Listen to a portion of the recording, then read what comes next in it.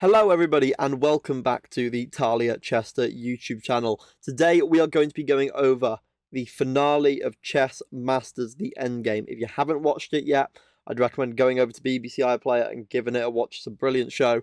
And yeah, today we're going to be going over the final episode. 4 contestants remain. Me, Kel, Richie and Lula. It's going to be a very intense final. We're going to do an analysis on all the games and the puzzles that are shown in the episode. But before we start, if you do like this video, please make sure to like and subscribe. We're very close to 100 subscribers, which I'm hoping to hit before my birthday.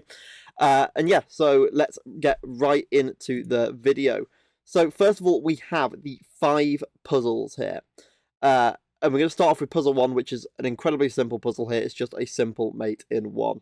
And the easiest way to solve these kind of puzzles is by going through the 3-step process, which is for looking at checks first, then captures, and then attacks, because these are the 3 most forcing kinds of moves in order.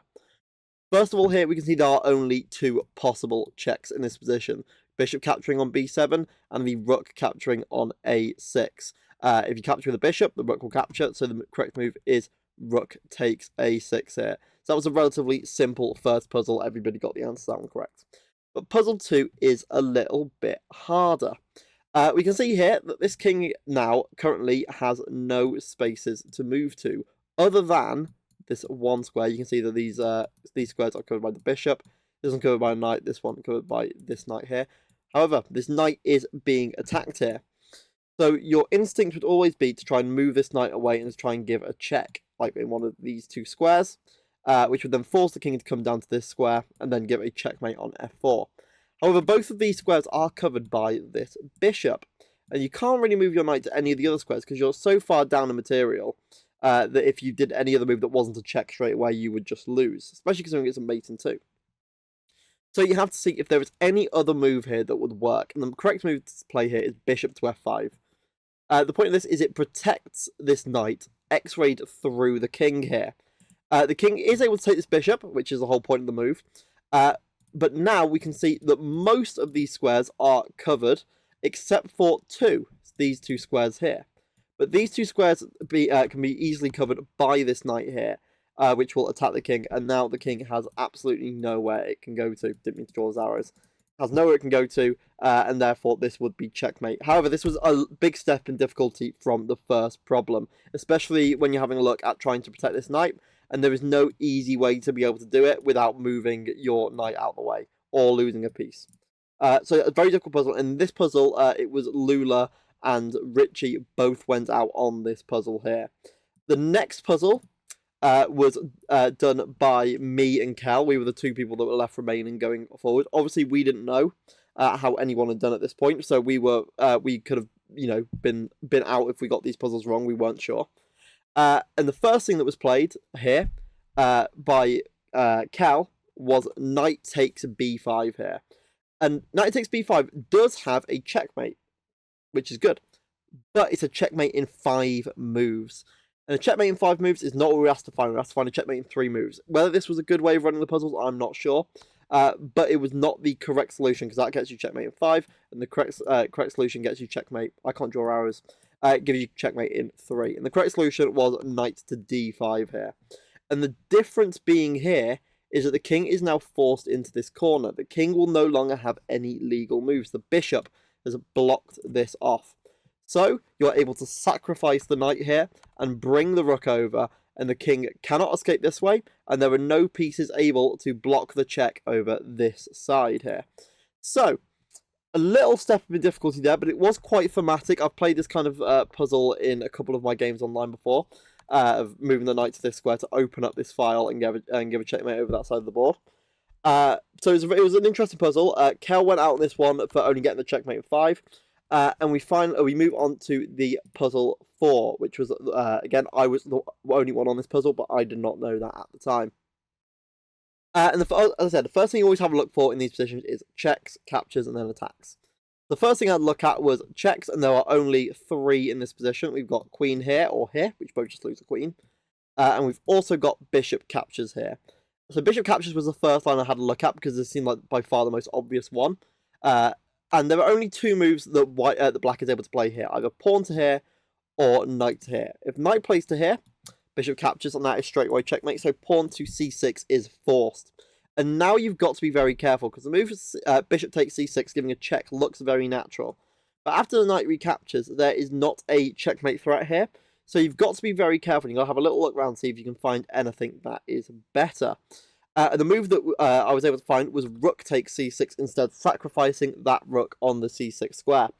The reason being, obviously, if the knight is capturing back, the bishop will just recapture, and that is checkmate straight away. So instead, they have to find some different move. And I think, I can't remember this exactly, I think they played queen to b4 in the game. And queen to b4 basically means that the king is in check, and you've got to do something about it. But what you can do is you can give a counter check here, a discovered check, with the bishop on b5, forcing the queen to capture on b5, and then giving a checkmate on c8. This was a much more difficult puzzle. I think rook takes c6 was a very difficult move to find, especially under the time format that we have. I think the first couple of puzzles, I spent a little bit extra time trying to work out to make sure that I was getting the correct answer. This one I only answered with about 30 seconds left on the clock. So going into the final puzzle, I did not have enough time to particularly work this out here. I think this was the original position. Again, I'm not 100% sure. I think I played c7 here. I got the first move correct, and then I need to find out what the next move was. And I played bishop to e3 here, which it will be checkmate eventually, but it's not checkmate straight away. You might be thinking right now this looks like a really obvious puzzle because the king's just going to be stuck in the corner, but this will be stalemate if they're left here. So if black is able to give checks and just repeat the checks onwards and onwards, which they will be able to do if you don't try and stop it, it will just be a draw once the rook is taken. Bishop e3 just blocks the bishop e3 blocks the check here, so the rook cannot check on e1. But the correct move to get in the correct amount of moves is queen to e5. Here the rook can move over to f7, again threatening to take this knight, and the king recaptures here.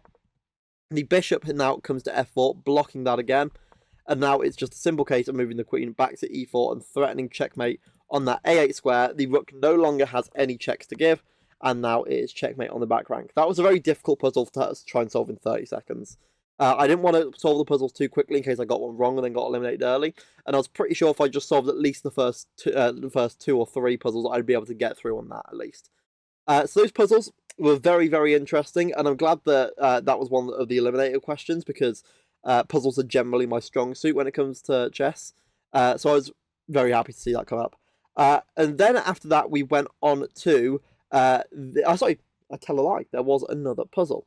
Now, it was very clear that when this happened on the show, that they were not prepared for someone to have got the same time on one of the games. We were told there was a technical fault, which there obviously wasn't. They just didn't know what to do when someone had the same amount of time. And we had to wait around for like half an hour because they just weren't really sure what to do. But Lula and Richie both failed this problem in the exact same time. So they had to go on to a decider puzzle here. And this was the position here. How I would solve this is realising the king has nowhere to move to. And we just need to give a check on the king here, forcing check, and checkmate here. Lula managed to get this in 30 seconds, and Richie managed to get this in 15.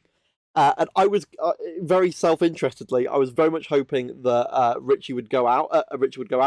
Because I'd already played them twice, and I'd also been their teammate in one, and I was certain that they were going to get to the final and play against me again if they got through this round. And I was a bit scared when they managed to get it, so you know, wasn't my best time. And also, but yeah, basically, I didn't want Lula. I also wanted Lula to get through because I've already beaten Lula once in the tournament, so I thought it'd be a little bit easier to beat them for the second time. But yeah, so that is how that final decider went, and Lula got eliminated at this stage. Moving on, we are going on to the games with Grandmaster David Howell versus us. Each of us played individually as black. Grandmaster David Howell played as white. And for a lot of us, this were our first real games against Grandmasters. I know it was a simultaneous exhibition, but it was only against 3 people rather than, you know, the normal like 14, 15, 16, even more that you normally see. So we were all very excited for this game, especially me, because I still very much look up to David Howell as like a, you know, commentator and chess superstar, I guess. We'll have a look at Richie's game first.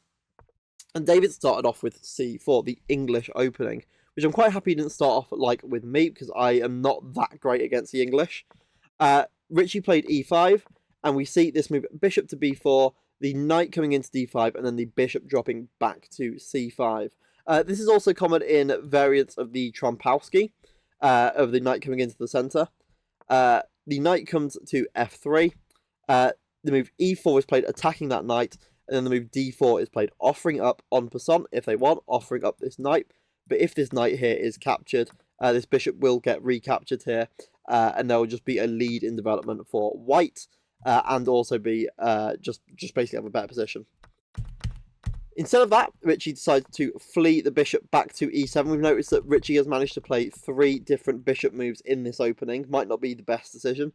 And we see the knight dropping back to d2, and then the pawn attacking this knight on d5, sorry.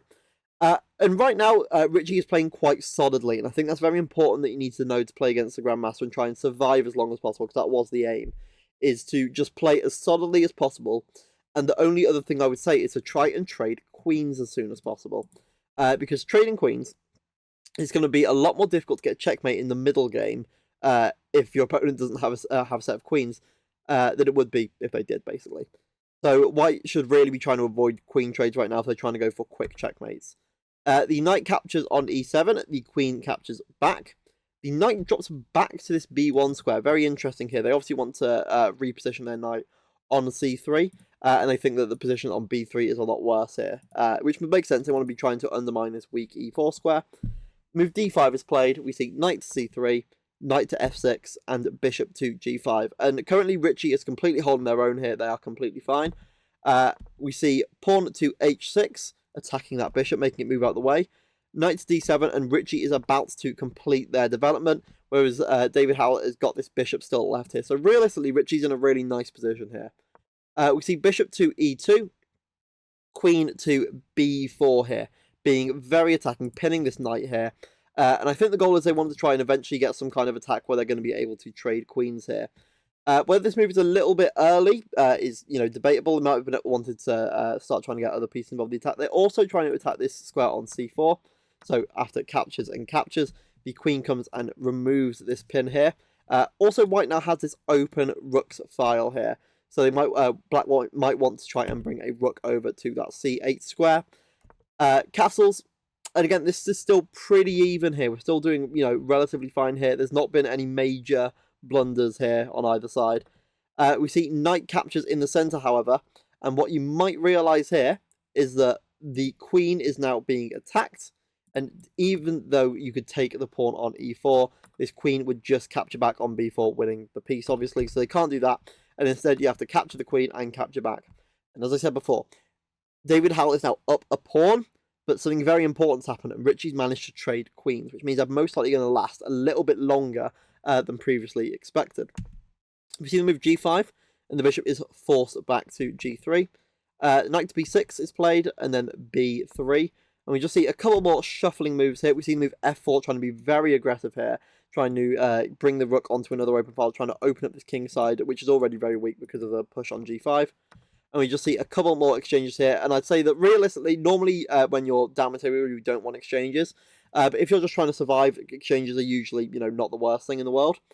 We see G captures and the bishop dropping back, and then G captures on the H square here. And David is now up by 3 pawns. It's still going to be very difficult here for David to get a quick checkmate. The rook comes up to C2. The bishop drops back. And then the rook captures on a2, gaining an extra pawn back. And you can see here that all of white's pieces are dropped back significantly, which obviously white still got an advantage here, but it will still take longer for them to get the attack, as I will carry on saying.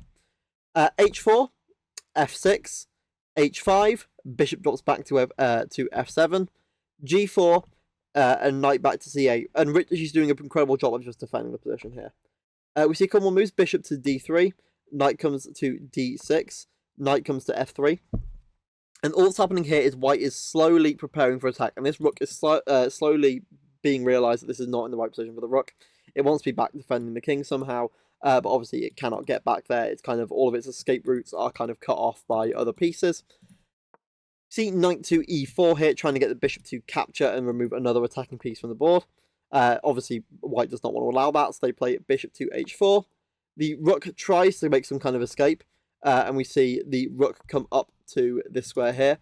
A really perceptive move here from Richie. Obviously, the point of this move here, they are hanging this rook here, but they are allowing the idea of capturing these two pieces here. Unfortunately, what you need to do in these positions, you need to calculate one more move ahead. And if you calculate one move ahead, you'll see that the king will come to g3 and the knight is now trapped, unfortunately. So it might have been a better idea to just capture this piece here and then just continue on from this point here. The knight comes to here, we see captures, and then the other knight is won. And here, Black's main goal is just to try and create like a mini kind of fortress to kind of survive for as long as possible. It's going to be very difficult, as you see. White is going to very quickly get a queen on h8, and they are just going to slowly but surely manage to win this game by pushing all of Black's pieces back and getting a checkmate. Very classically, I think they call it the kiss of death checkmate on the show. I don't know if that's an actual term that anyone's ever used. But Black's king is now checkmated on move 50. I think that Richie played this game really well. I think one of the main takeaways from this is showing that if you are able to trade the queens early, it's going to be a lot more difficult for your opponent to try and create attack. We're going to have a look at Kel's game now. And in Kel's game, you can see them not being able to get that attack, not being able to get that trade of queens very early. I don't think they actually managed to get it at all, really. And therefore, after we see knight to f3, d5, we're going to just continue on with this game. e6, we see another almost English variation here. e3 and c6, knight to f3 and knight to f6. And we see that Kel is trying to play very defensively here, which I think is one of the two things you kind of need to do here. b3, bishop to d6, and castles, bishop to c2, queen c2, and knight out. And you see this semi-Slav almost setup, except for the fact that this pawn has not moved yet to d4. But so far, everything seems to be going okay for Kel. As I said, Kel probably wants to trade off queens, but it's going to be a little bit difficult with their queen boxed in at the back here. We see the move b5, trying to take this game to David, but this is just a blunder of a pawn here. This can just be captured, and then if they wanted to, it would be captured back, but instead we see the move c5, trying to gain a little bit more space here. Instead of the move b5 here, it'll most likely be worth trying to get some kind of development on e8 and then push towards the center, instead of playing a move that loses a pawn. If you're going to play this move, you want to play a6 first to try and support it at least. We see castles, bishop to b7, getting that final piece of development out. And then we see d4 finally, which blocks this bishop in by not allowing this pawn to be able to move forward. We see captures, and then finally the move e5, and then we see captures and captures again. We see that Black's now got this isolated pawn in the center of the board, which is going to be a target pretty much straight away, basically, with the move rook to d1. Rook to c8 now, trying to pin this knight to the queen, trying to come up with some ideas of maybe pushing this pawn eventually, or just moving the bishop over to this square here. The queen moves out of the pin here, just coming straight into the position, and we see now why it's so important to try and trade queens, because right now, this queen is going to try and be a menace to Black's position. It might be an idea to just try and trade off pieces here, because otherwise you're going to be in a very sticky situation here. We see captures, and then the queen comes over to c7, trying to, again, avoid any kinds of trades. We see the move d4, trying to push this isolated pawn up the board. However, it can just be captured, and this also brings the rook over to h4 whenever it wants to. It's a kind of rook lift. We see captures, and then the bishop comes over to e5. The rook comes over and just attacks the queen and rook. And just right now, David's up 2 pawns. They know they're going to be able to win this game quite handily now. The rook doubles up on this file here. We see the knight drop back to d7, king comes to g2, and the knight comes to b6. And we can see that all their pieces now are very offside, especially this queen here. This queen has no real role in this game anymore, and it's going to be very easy now for White to be able to try and create an attack on this very exposed king side here. Rook to c6, we see captures, and all White needs to do here is just bring all their pieces over to this side of the board. A4 happens, queen comes back to a5, the rook comes in, and we just see a little bit of shuffling here, but you can see right now that Black's king side is very, very weak here. We see rook to c7, just simply threatening a one-move checkmate here. We see rook to f7, and just simply pinning this piece will allow us to win it very quickly here. Now you can see this rook is pinned, this queen is also being skewered here. So simply they're able to just win a piece exchange here. And just very simply, they're going to just try and promote another queen here. This can be the simplest way to try and win this endgame. We see just coming over here, and just a very simple, quick checkmate coming on here. It was actually slightly quicker here for a slightly cooler move here, which was it here? I think it was here, yeah. Of just queen to here, and then queen comes to f3. That was a slightly quicker checkmate there. But yeah, that was Kel's game net, and they lasted 47 moves, so just 3 moves less than Richie. It would have been really interesting to see if, like, what the final would have been like if Kel managed to get through to it. Because, the entire game could have been completely different then. And then finally, we'll have a look at my game against David Howe. And I took a lot of inspiration from Lula here, and specifically the game that Lula played against Bodnar. And you can see that in the game that I play here, I'm just trying to play, as I said, very defensively, and basically not try to make any decisions that are really committal here. Exchange of this pawn is going to block up the centre for a while, and it means I can just focus on completely defending my king side of the board and not make any stupid mistakes. I always get a bit worried here about castling just because of sacrifices on here. Obviously, it doesn't work in this position, but it's always something to kind of look out for.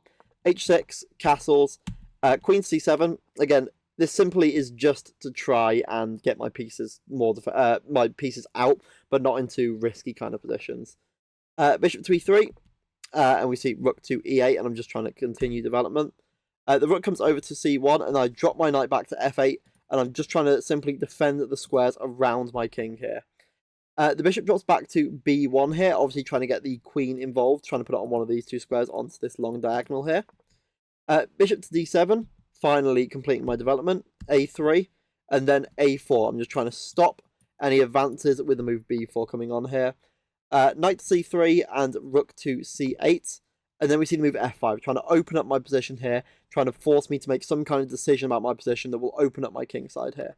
We see captures, and then we actually captures in the centre. Obviously, they can't capture back with this bishop because my bishop is defending it, but capturing means that I'm now going to have to move my queen back to d8, and you can see here, normally you would not want your pieces kind of scattered around like this, like just in the same little blob, but right now it's quite important to me to try and just get as good of a defence as possible.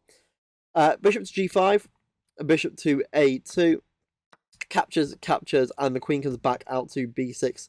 Just trying to, keep my position a little bit alive, trying to stop any pushes with this d5 pawn by pinning it to the king, which is why they play the move rook to f2, trying to allow themselves to be able to push this pawn in the future. My knight comes back to e7, trying to, again, stop that idea of a push, and we see an exchange here, and pushing that pawn here. And right now, again, another thing I'm thinking of is I really want to trade queens here. If I can trade queens here, I'll be in much better shape here. Knight to g6, just attacking this bishop in the centre. This bishop moves back, and in this position, actually, me and David are equal, apparently. We're not really equal. You can see here that my position is it looks far worse. I've got 2 pawns directly in the centre. This bishop's coming straight towards my king. My position doesn't look great, but according to the engine, this is an equal position. So I can say that I've got to a middle game with David Howe equal, and, I'll take that for the rest of my life. I play queen to c5 here, just trying to get 2 pieces onto this open file here. They play the bishop back to d2, and then I play king to h8 here. I want to get out of the threat here of this pin over here. But unfortunately, it allows white to be able to push this pawn all the way down the board. And we see here, I play b6 here. And then we see h5. And I'm just going to drop my knight back to here. And again, I'm just hunkering down. I'm not letting anything, get to me, basically. Bishop to c3. Bishop comes out to b5. And then we see d6. And I bring my knight back to g8, still just making sure that I've got as much defense on my pieces as possible. These pawns are going to get very close to promoting very soon, though. We see captures here. This was a pawn I didn't even realise that I left hanging. But, I managed last to move 31 without, hanging a pawn, so that's fine. Rook to d8, and knight to h4. And at this point, it's where you start looking at the other games next to you to see how they're doing. And I was very surprised to see that both of them managed to last this long. I thought that they were going to be, they would have been home and dry by this point. And, they would have been home and dry. But they weren't. They were still playing on. And I was like, oh, this is going to be scary. I'm getting into a position where I'm going to be, getting into an endgame where I'm just going to be down. Bishop comes back to here. I have 4 pieces on my back rank. My bishop comes back to d7. And I'm just simply trying to shuffle my pieces around as much as possible to try and create a defensive fortress. After they move their queen here, I am more than happy to trade here because it's just going to make their checkmating threats take longer. Rook comes to f7, the knight comes back over, I exchange, and they play this move knight to g6 as an intermezzo. I move my knight to g5 here. I'm just trying to create any kind of defense I can. Captures and captures here. I completely didn't realise that was going to be a fork there as well. I'm not sure really how much I could have done about it. I think bishop to c8 would have been the only move to try and defend against it. Even so, though, actually they have this. That wouldn't work either. Not exactly sure what the best move would have been. Apparently, the best move here is knight to c7 back here, which just allows them to promote. So, you know, it was basically unavoidable this whole time. So captures, b5, e6, captures, push the pawn, and it was at this point here where I saw Kel lose on the board next to me, which was a massive sigh of relief for me because it meant that I was going through to the final, which is completely insane to me. I was expecting to basically go out in the first round when I initially joined the show, and I've managed to get through to the final, which seemed insane to me at the time. We see knight to f6. Captures and captures. The pawn is going to promote here, and it's very important now that you see the move that makes you last a move longer. I've got either king to h7 or king to g7. If I play h7 here, there is just checkmate. If I play g7, there is actually no checkmate in one here. They've got to play 2 moves to get me in checkmate, and I last till move 52. So, just a reminder, Kel 47, Richie 50, me 52. Means that Kel was going home, and you'll see on the show that I was getting very emotional at this point. Me and Kel had already formed a bond. If I remember, I'll show a picture here of me and Kel on our day off that we had, just kind of hanging out. We went shopping, went to get some hot chocolates. It was lovely. Had loads of discussions. We talked about religion and stuff along those lines, which was really cool. But Kel has really become like really close to me during the duration of the show, and it was really sad to see them go. And it meant that me and Richie was going through to a final, which was in my head a nightmare situation. I think I'd even mentioned it earlier on the show. I just didn't want to play Richie again. They were too strong of a player, and I felt like each of the other players, I kind of could see what their weaknesses was, whereas Richie kind of seemed to play very solidly and not really make too many mistakes during their games. So I was very, very, very nervous going into the final game. And the other thing is that I was very, very fatigued as well. At this point, I was so tired. I was ready to go to sleep. And after the final game, I should tell you after the final, when we finished the game. So the final game, me versus Richie. I'm going to show it from my perspective because I'm the person doing the commentary. To decide on who got white and black, we were given we were doing the classic hand thing, so 1 pawn in one hand, 1 pawn in the other, which Sue did for us. And I was going to pick one. The last second, I switched over to the other one because I was like, you know what, I'm going to be really annoyed at myself. And in fact, Sue gave me the option of picking, and I didn't want the option to pick, because I've got a theory that psychologically it's a bad idea. Because if you're the one that's picking and you pick the right one, and you're just like, I've just picked the right one, you know, that's fine. If you pick the wrong one, you're like, that's all my fault. But if it's in the other person's hands, if they pick black, you're like, that's fine, it was their decision, I couldn't really control it. But if they pick black, you're like, they must be feeling shit now. Sorry for swearing there, I don't normally swear. But going into this final game here, I picked black by accident, and I wasn't very happy about it. And in the final game, the other thing I was planning on doing was playing the move f4 here, which was a secret that I hadn't talked about at any point on the show. And I've actually got a whole video about how to play f4 as an opening on my channel, so if you want to go check that out, I'll see if I can get it as a card up here. I don't really know how to do that, but I'll figure it out. But I really want to play f4, but I never got the chance to, because I wanted to play it in my final game on the show, which I thought was going to be... I wanted to leave it at least a little bit to play it. But as black, I was forced to go into e6 here. And this situation was one I didn't really want to end up in. I kind of wanted to play French defense as usual, but instead I was forced to play this line of the semi-Slav, which I had only been playing recently at this point. It wasn't like this was like a very new thing for me playing, so I wasn't exactly sure what I was doing. But I was very happy to see captures and captures, because it at least meant that I managed to get my bishop out early. We see the bishop comes to here. I castled. I kicked their bishop out of the way, and then I elected to put my bishop onto e6, which was a novelty in this position. I don't think it was a bad move at all. I think this is completely fine. Usually other moves like rook here, for example, might be a little bit more common, or maybe moving the bishop to a slightly different square. Knight to f3, and then we see knight to d7, and I'm just trying to basically, at this point, I kind of have in my head that I don't want to play a bad game. Because I know this final's going to be a game that's being watched by everyone the most intently. I don't want to mess this up. I don't want to play something that makes me look stupid, which isn't really how I should have been playing. I knew this at the time I shouldn't be playing like this, but it was kind of ingrained in my head that if I play stupid moves, I'm going to look like a fool in front of everyone, and everyone's going to think I'm stupid. I didn't want to do that, so I wanted to play moves that I think at least made logical sense and kind of had easy rationale to understand. They played a3. I played a5, just stopping the move b4 again. They played rook to b1, and then I played this move c5. You can see right now that all my pieces are kind of at home here, and I want to try and break through and, mess up their position here.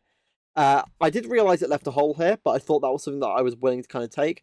I'd have the idea of playing c4 if they didn't capture, and if they did, I'd be able to recapture with my knight, getting rid of that bishop here. And also, I'd done a lot of study on isolated queen's pawns before this tournament, so I was feeling like I'd be relatively confident if that position did come up. They played knight to b5 straight away, and I did push, forcing them to move their bishop, and then I had the option to try and exchange here, but I didn't want to bring their queen in. I thought I'd rather them do it on their own terms here. And then I played move a4 here. I think the point of this was to try and stop them from getting a fortress, not a fortress, outpost on the b5 square. They played captures and captures, and then they threatened the move knight to c7 here, which looks very scary here. You can see here I've also got this weak pawn here, so even if I am able to move one of these rooks out of the way, they would then win this pawn. So it's a bit stressful here, but I managed to find the only move, which was knight to e4 here. Basically, the point being that if they play this move knight to c7, I'm still going to capture here, and then I'm going to be able to capture this at the end, and then knight will just be trapped, and it's going to be trapped whichever piece they take here. None of these squares are going to be available for them to move to. So knight to e4 was the only move, which was a good move for me. I was very happy to find that. Instead, they just play their knight back to c3, and here is one of the decisions which I'm really unhappy with them playing. I've been playing pretty well this tournament. I didn't make too many overarching mistakes, and I think this move was a big blunder here. And I think that basically they wanted me to play knight takes c3. The engine did, which I still think wasn't the greatest move, purely because it will open up this file here and it'll give white something more to fight for. And even if they could even take out the queen, I think that's still be fine. But the thing I don't know why I didn't play here was knight to f6. And I'll be honest with you, I think I just kind of forgot that I could play it entirely. But knight to f6 here looks like far stronger of a move here. I know that I'm allowing them to play this move knight into here. But having these two knights protecting each other in the center, having the idea of I can take this at any point, I can take this at any point. Having these knights protect each other seemed like a really obvious thing in hindsight here. But instead, I took this bishop. And I'm really not happy with this decision. I think this was a terrible decision from me. Because all that did was allow them, instead of capturing back with their h2 pawn, which is kind of what you'd expect, just opens up this rook here. And now my king is in absolute peril. They've got pieces facing towards this side of the board, just completely here. And I'm going to be in a very tricky situation here. And again, another move here that I really am unhappy with. This pawn is hanging here, very clearly. And there is only a couple ways to defend it here. And I choose queen to a5. But the important thing here is that this pawn is not that important in the grand scheme of things. The fact that my king's about to die is. And moving my queen, my most valuable piece, away from defending my king, just means that they're going to have more pieces to come over here and attack with. So they play knight back to here. I play the rook over. And one thing that I would notice about this game is that until Richie makes that very clear mistake later on, they play perfectly. They play so well throughout this whole game. Not a single point they make a single mistake. This is why I was so scared of playing Richie. Knight to f4. My rook comes up to a6 to try and defend this. And there was actually a secret point of rook to a6, which I never got to talk about.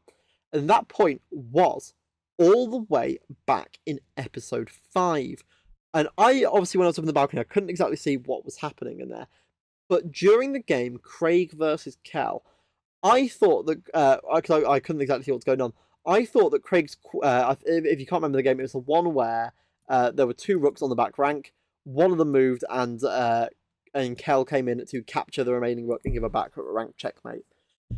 But from what my perspective looked like, it looked like Black's queen should have been back over in this position here.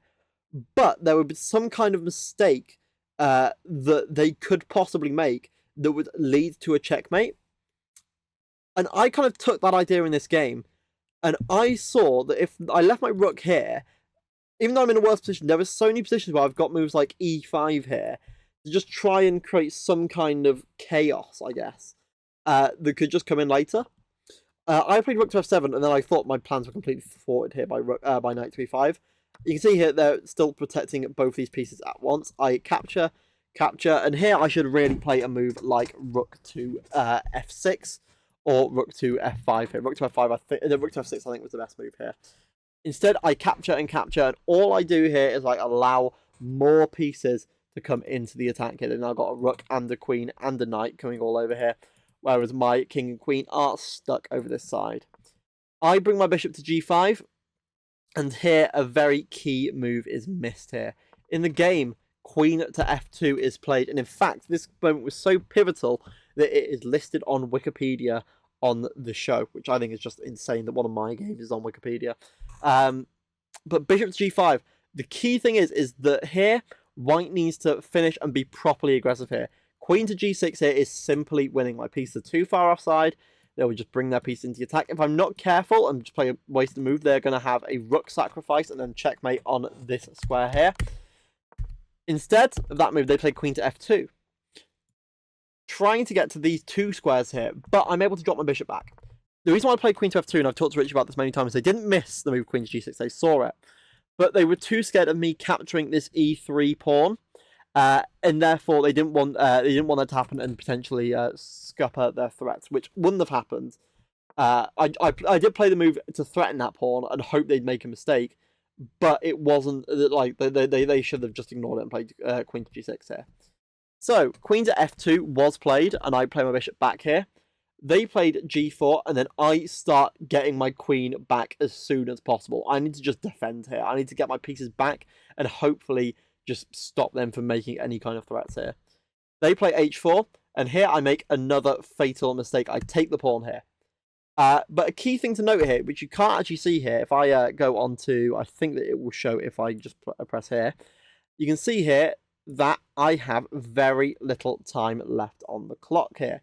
So does Richie, and I'm actually going to keep the clocks up at this point, just so you can see what's going on. From this point on, we see captures, and I am down to 30 seconds.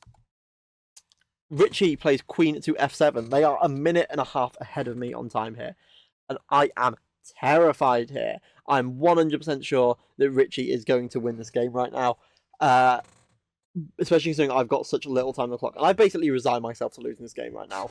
But I know that there is no reason to give up in a chess game. I think it's just pointless to do so. And we see a couple more moves here. You see repeating here. And I am, well, we're both on here. 8 seconds of time. Sorry about that. 8 seconds of time here.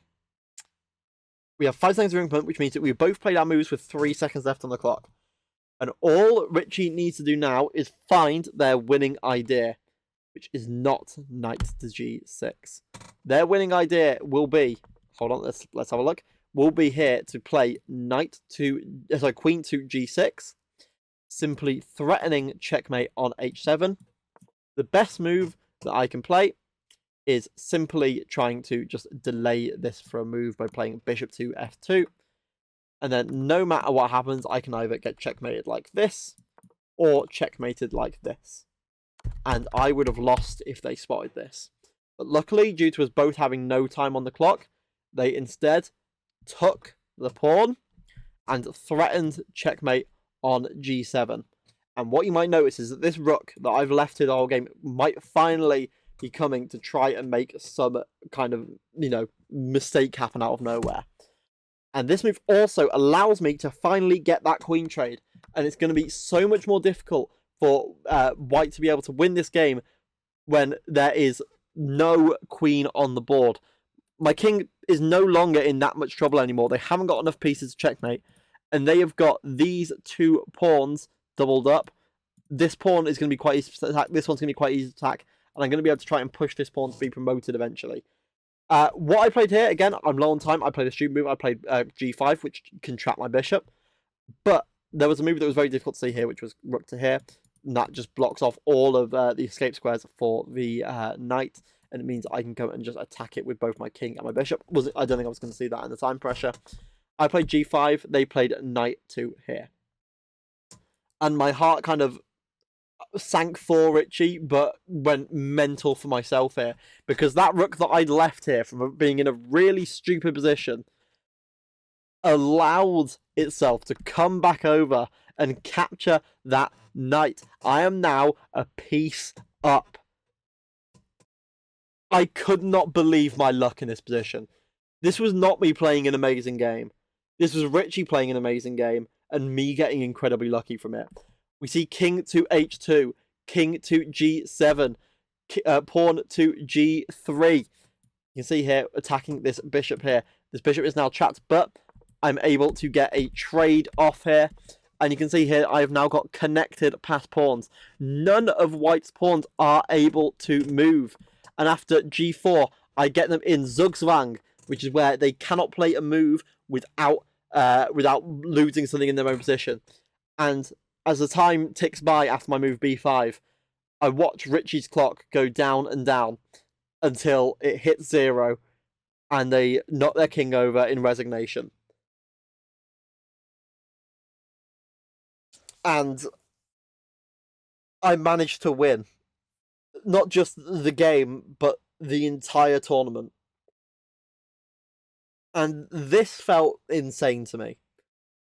I've been playing chess for 16 years. I've been playing chess since I was about 4 years old. I've been part of the England setup, the England junior setup, before. I've played in countless tournaments. I've basically dedicated my life to just playing chess. Like, even if it wasn't like professionally after I was about 12, even just playing casually, my life was dedicated to playing chess. And getting on this show, I didn't expect to even get past like the first part of the application. I didn't expect to even get a response. Getting further and further through it, and eventually getting on the show with 12 other really talented chess players, managing to meet some of my idols in chess, being able to see Magnus Carlsen create a puzzle which I was able to complete fully, being able to play in front of people that I have watched analyze the top players in the world's games for years was incredible. And being able to win in the end, I'll be flashing up some photos on here now if I can, was just absolutely mental. And it's something that, as someone that's 1800, 1830-ish, I can't remember exactly what my grading is, you don't expect something like that to come in a million years. It's not like, for example, I am like a Grandmaster that could, compete in the top tournaments. I never was that good. I'm a good chess player, but I'm not that good. And seeing myself be able to win at such an intense stage when all hope seemed completely lost, when all the odds were against me, when they had checkmate in 3 moves, was such an incredible feeling. I was shaking at the board. I had my head in my hands after the game. I was trying to sip water to try and make sure my throat just didn't completely dry up.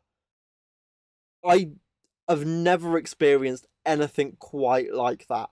The moment, the adrenaline that I got from going from a completely lost position to having won the show in about the period of about 5 minutes was the biggest change of adrenaline that I've ever had in my life.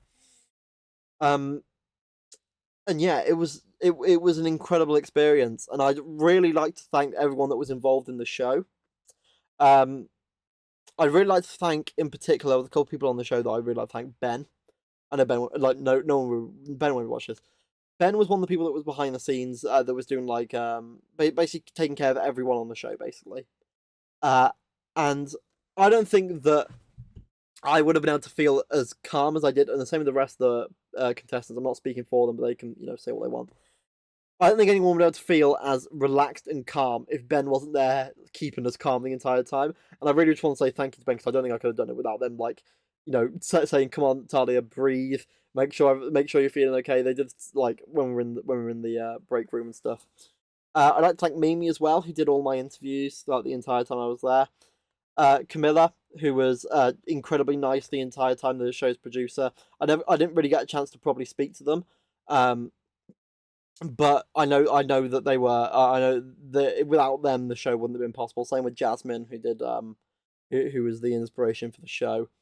All of the contestants as well, especially Kel, who I thought was such a pleasant person to meet and know the entire time I was on the show, and Richie as well for just being such an amazing competitor. Like literally, I could not have asked for a more tightly matched opponent. And literally in a couple of days, I'll be uploading a video that goes over our rematch that we did. And then also Lula as well, who we've become friends with after the show happened as well. And just everyone on the show in general. I think that everyone on the show was incredible. And I honestly couldn't have done it without the support of the people around me, my family, my friends. Obviously, I didn't know that I'd even won the show until it came out. But I just want to thank everyone that kind of supported me throughout it. And I hope that it really catapulted my way into actually, trying to make chess into like some kind of career. I've been doing chess lessons for the past while now with a bunch of clients who have been really happy with what I've been doing. I've created this YouTube channel which happened after the show was filmed. I've had my own junior chess club, something that I wouldn't have got into chess without the Chess Club Block Switch Junior Chess Club supporting me and the people at that club, making sure that I was improving and making sure that chess was always fun, which was always the important thing about chess to me, was that it was a fun game that was something that I could socialize with and make friends with in a time when I didn't really have many other friends. But yeah, I've got that club now, and basically a lot of what I do now has come from the opportunities that have been afforded to me from this show. I also now am hoping to start doing work with chess in schools and communities, which is going to be incredible.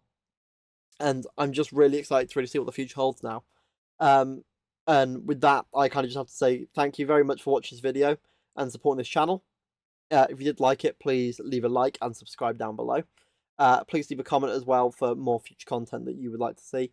And I hope that this has inspired not only, just juniors and stuff, but I went on the show originally to try and inspire trans people. In an environment right now that seems particularly hostile to people that are trans, I really just wanted to show people that, they could get involved and go to places and get involved in stuff that, traditionally hadn't probably been involved in. And I feel like I tried to do that as best as I could. But yeah, as I said, like, subscribe, leave a comment down below, and I will see you next time. Thank you so much for watching, and yeah, I hope the rest of everyone's day is brilliant, because, apparently for me, it's been pretty good. Thank you very much.